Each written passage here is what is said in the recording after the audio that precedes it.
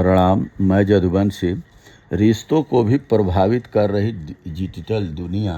भारत में डिजिटल क्रांति ने जीवन के हर क्षेत्र में प्रभावित किया है, लेकिन अब इसका असर सबसे संवेदनशील क्षेत्र रिश्तों पर भी साफ दिखाई देने लगा है। ग्लिडेन और इमोर जैसे विवाहेतर डेटिंग प्लेटफॉर्म पर 40 लाख से अधिक भारतीयों की मौजूदगी केवल एक आंकड़ा नहीं बल्कि बदलते सामाजिक ताने बाने का संकेत है। सवाल है कि क्या यह बदलाव आधुनिकता की पहचान है या रिश्तों के संकट की आहट। इन प्लेटफॉर्म महिलाओं और पुरुषों दोनों की बढ़ती संख्या यह दर्शाती है कि अकेलेपन और अलगाव होने के बाद साथी की ज़रूरत ही लिव इन ऐसे डेटिंग ऐप्स पर लोगों को आने का मजबूर करती है।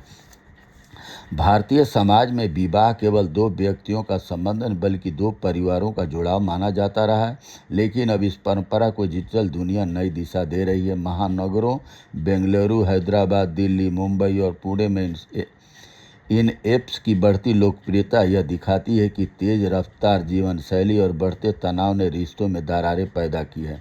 अब लोग भावनात्मक संतुष्टि और रोमांच की तलाश डिजिटल प्लेटफॉर्म पर कर रहे हैं। इस प्रवृत्ति के पीछे कई परतें हैं। सबसे प्रमुख कारण है भावनात्मक अकेलापन। व्यस्त दिनचर्या, करियर का दबाव और आपसी संवाद की कमी ने दाम्पत्य संबंधों को कमज़ोर किया है। जब घर में समझ और जुड़ाव नहीं मिलता तो लोग बाहर विकल्प तलाशते हैं। एक रिसर्च के अनुसार यही हाल रहा तो भारत 2027 में अमेरिका के बाद दुनिया का दूसरा सबसे बड़ा डेटिंग सर्विस मार्केट बन जाएगा। चिंताजनक बात यह है कि इस ट्रेड में महिलाओं की भागीदारी तेजी से बढ़ी है।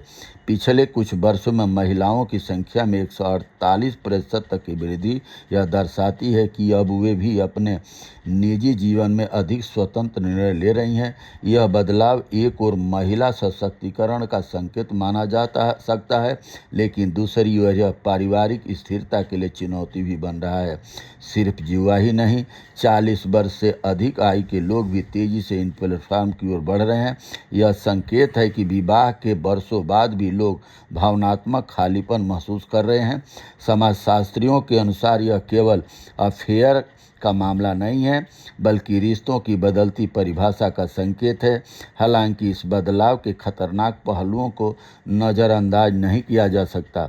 महिलाओं के खिलाफ अपराधों में वृद्धि हुई है और कई मामलों में रिश्तों में अविश्वास और धोखा भी एक कारण बन रहा है। इसके अलावा डेटिंग प्लेटफॉर्म पर पहचान छिपाने की सुविधा अपराधियों के लिए भी अक्सर अवसर बन सकती है। ऐसे में डिजिटल रिश्तों का यह जाल सामाजिक सुरक्षा के लिए भी खतरा पैदा कर रहा है। देश में पिछले कुछ समय से शादी, डेटिंग या लिव इन जैसे अंतरंग रिश्तों में हिंसा के मामले बढ़ रहे हैं। राष्ट्रीय क्राइम रिकॉर्ड ब्यूरो की सितंबर 2025 में जारी रिपोर्ट के मुताबिक देश भर में महिलाओं के खिलाफ 4.48 लाख अपराध दर्ज हुए, जो 10 साल में सबसे ज़्यादा है। महिलाओं के खिलाफ अपराधों में यूपी, महाराष्ट्र, पश्चिम बंगाल और राजस्थान सबसे आगे है। एक सर्वे के मुताबिक करीब 59% शादियां पार्टनर की बेवफाई की वजह से टूट रही है। रिश्तों में विश्वास की कमी समाज में अस्थिरता को जन्म दे सकती है। इसका समाधान रिश्तों से बाहर नहीं बल्कि रिश्तों के भीतर खोजने की ज़रूरत है। संवाद, समझ और समय, ये तीनों तत्व किसी भी संबंध को मजबूत बना सकते हैं। यहाँ सवाल यह है कि जब कोर्ट और सरकार दोनों लिव इन पार्टनर को ही आज्ञा दे रही है, फिर जनसंख्या और फिर समाज की चिंता और सनातन की चिंता क्या करनी है। सरकार खुद इस बढ़ावा दे रही है, जैसे जंगल राज की तरह। एक तरह से इस तरीके से तो जानवर भी दे नहीं रहते। बहुत बहुत धन्यवाद। नमस्कार, प्रणाम।